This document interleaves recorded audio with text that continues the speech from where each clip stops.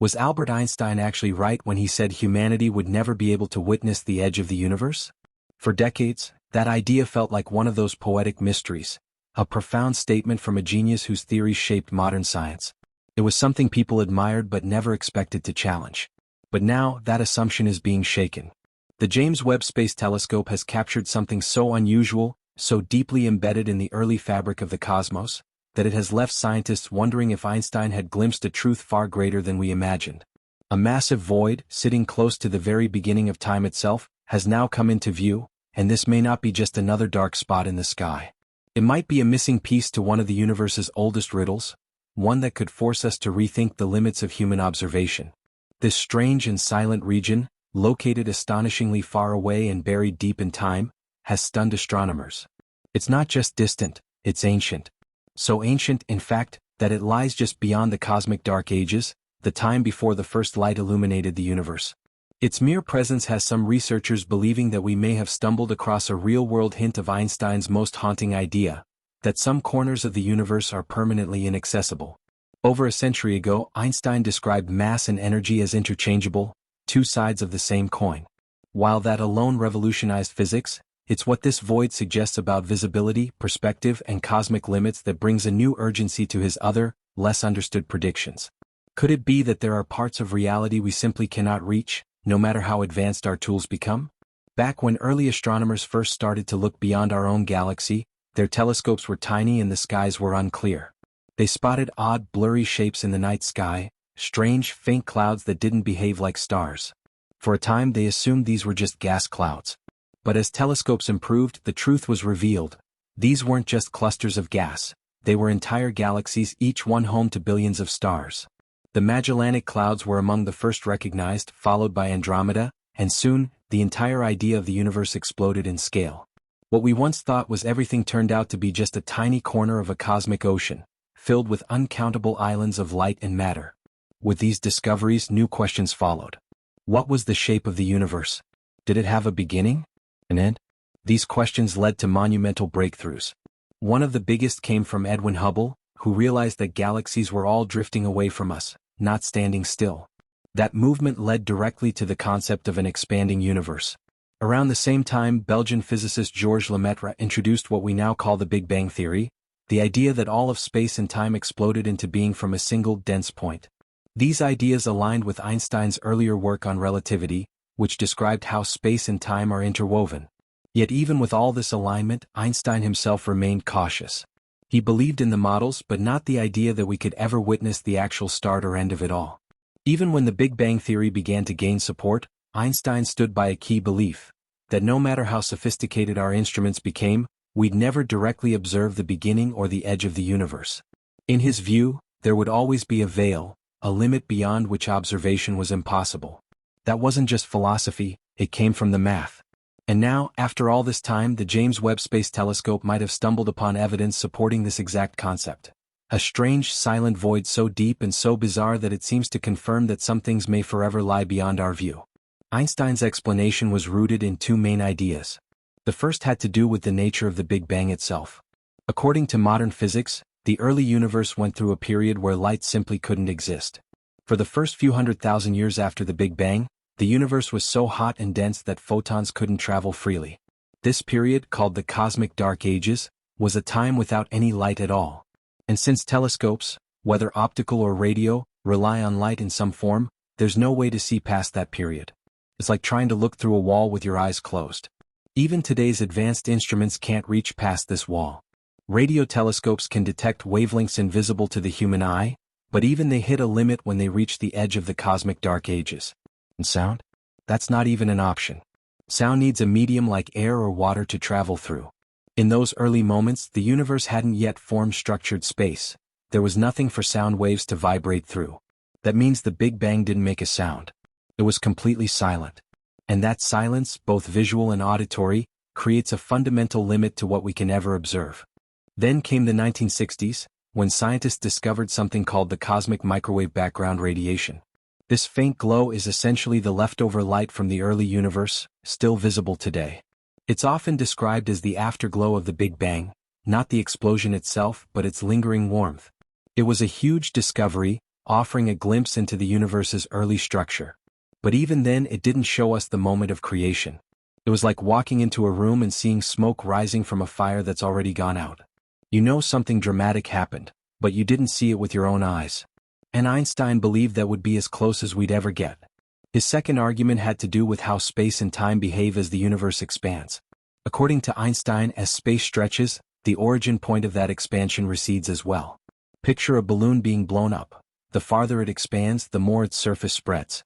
But there's no fixed center on that surface. It all stretches outward all at once. Einstein also suspected that space might be curved, a strange idea but one supported by modern physics. And if that's true, then it's possible that the universe has a sort of built-in horizon, beyond which we simply cannot see. Like a ship disappearing over the curve of the Earth, the beginning of time may lie over a cosmic bend we can never cross. Keep in mind, Einstein came up with all this more than 100 years ago, long before the Hubble Space Telescope, long before we even knew how many galaxies were out there. He built these ideas with pen and paper, in a world where most of the universe was still a mystery. Today we've mapped millions of galaxies, captured light from billions of years ago, and built instruments so advanced they can detect energy from the earliest stars. And yet, the deeper we look, the more we realize he might have been right. Even with the James Webb Space Telescope, the most powerful space observatory ever built, there's still a wall we can't cross. That final boundary remains just out of reach. Building Webb wasn't easy. In fact, calling it a challenge would be an understatement. This telescope had to be folded like intricate origami just to fit onto the rocket that launched it. Once in space, it had to unfold itself piece by piece, with hundreds of moving parts working in perfect harmony. And it's so sensitive, it has to stay colder than anything in the natural universe, just a few degrees above absolute zero. That's because any internal heat would interfere with its infrared sensors. The whole system is designed to block out even the slightest interference so it can catch the faintest glow from the farthest edges of time. Its total cost? A staggering $10 billion. And it took decades to complete. There were over 300 potential failure points, any one of which could have doomed the mission. But somehow, despite all odds, it worked. The James Webb Space Telescope is now fully operational, floating 1 million miles from Earth, perfectly positioned to explore the mysteries of the early universe. Its mission is nothing short of monumental: to study planetary systems for signs of life, to trace the formation of stars and galaxies, and to look farther back in time than anything ever has before. The James Webb doesn't just take pretty pictures. It studies light that has been traveling for nearly 13.6 billion years, almost the full age of the universe itself. Its cameras aren't just snapping images of distant galaxies, they're capturing history. They're revealing what the universe looked like when it was just beginning to form. They are our only eyes into the ancient past, and what they've shown us so far is astonishing. The first photos alone proved that this telescope is more than just a successor to Hubble, it's a whole new chapter in space exploration. The cosmic cliffs, also known as NGC 3324, are part of the stunning Carina Nebula, located about 7,600 light-years away. What you're looking at are towering structures that rise approximately 7 light-years into space. But what you see here is just a small part of the larger nebula. In fact, the nebula itself is much more expansive, with a hollowed-out center where the powerful stellar winds from newborn stars have blown away all nearby dust. What we're witnessing here is the outer edge of this massive, empty bubble. This region of space fascinates scientists for a simple reason. It helps answer key questions about star formation. Thanks to the stellar winds in this area, dust and gas gather together to create a fertile environment for stars to be born. But despite all our advances in stargazing, many mysteries remain. How exactly do stars form? What do their different stages look like? These questions are still tough to answer. A big challenge in studying star formation lies in the dust itself. Dust is essential to the process, yet it acts as a barrier, hiding the early stages of star formation from our view. It wraps around forming stars like a cocoon, blocking our ability to see what's really happening. That's where the James Webb Space Telescope, JWST, comes in. JWST's advanced technology allows us to peer through this dust, offering an unprecedented look at what's going on inside these stellar nurseries. The image we're looking at, for instance, is far more detailed than anything Hubble could capture. With the help of JWST's mid-infrared instrument, MIRI, we can now uncover the secrets hidden within these clouds of dust. This incredible clarity provides scientists with a wealth of data that will further our understanding of star formation for years to come. But star formation is just the beginning of the story. Let's now turn our attention to the end of a star's life.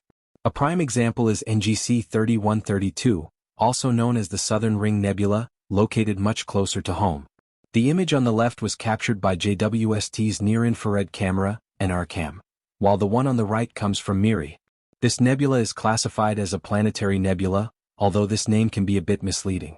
Despite its name, a planetary nebula has nothing to do with the formation of planets. Early astronomers, upon observing its round shape, mistakenly thought it resembled a planet, and the name stuck. Planetary nebulae form when dying stars expel dust and gas in the final stages of their lives.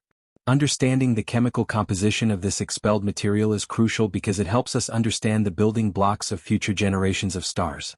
Once again, JWST's ability to cut through the dust gives us a clearer view of what's inside. When you compare this with Hubble's image, the difference is striking. Thanks to JWST's superior resolution, we can see more intricate details, such as how the gravitational interactions between the two stars in this system are shaping the nebula. The result is a fascinating mix of dust, forming stunning patterns. Now, let's venture even farther out, beyond our Milky Way, to the Tarantula Nebula, located 161,000 light-years away. This region earned its name due to its resemblance to a giant tarantula hidden in a web. Aside from its captivating beauty, the Tarantula Nebula is significant because it provides scientists with a glimpse into a period of the universe's history known as the cosmic noon. Around 1 billion years after the Big Bang, star formation reached its peak, and it's thought that the conditions we see in the Tarantula Nebula are similar to what they would have looked like back then. Thanks to JWST, we can observe stars that are just beginning to form, an exciting period for astrophysics. Let's shift our focus even further, out to a scale that stretches beyond individual stars. We're now entering the realm of galaxies. One such fascinating formation is Stephan's Quintet, a group of 5 galaxies. Interestingly, one of these galaxies is not physically close to the others, but simply appears that way from our perspective. These galaxies are thought to be on a collision course, and in fact 2 of them are already merging. As these galaxies spiral toward one another, the intense gravitational forces produce brilliant bursts of hot dust. It's a cosmic dance of epic proportions, one that can only truly be appreciated on the grand scale of galaxies. JWST's ability to capture such dynamic interactions is nothing short of remarkable. The image you see here isn't a single shot, but a mosaic made from nearly 1,000 individual images taken by the telescope. When combined, these images offer an astonishing level of detail, showcasing the brilliant chaos unfolding between these colliding galaxies. Now, let's look even deeper into space, into the farthest reaches of the observable universe. One of JWST's most iconic images is known as the First Deep Field, taken from an area so tiny that if you held a grain of sand at arm's length, it would block your view of it in the night sky. At this scale, individual stars are nearly impossible to detect. Instead, most of what you see are galaxies, vast collections of stars, dust, and gas. In this image, you can see the effects of gravitational lensing, where the mass of a closer galaxy bends the light coming from more distant objects, distorting their appearance. What we're seeing here are the very edges of the universe. Within this picture lies one of the oldest galaxies ever observed. It's so far away that the light we're seeing now was emitted shortly after the birth of the universe. To put it in perspective, this galaxy is about 13.1 billion light-years away, just 600 million years after the Big Bang. It might be tempting to be disappointed by the small size of this distant galaxy, but there's an important takeaway. When you compare JWST's image with one taken by Hubble of the same region, the difference is undeniable. While Hubble's image took 10 days to compile, JWST captured its image in just half a day.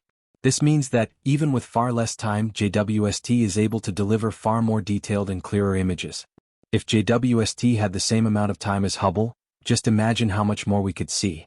This tiny dot represents only a glimpse of the vast potential of the James Webb Space Telescope.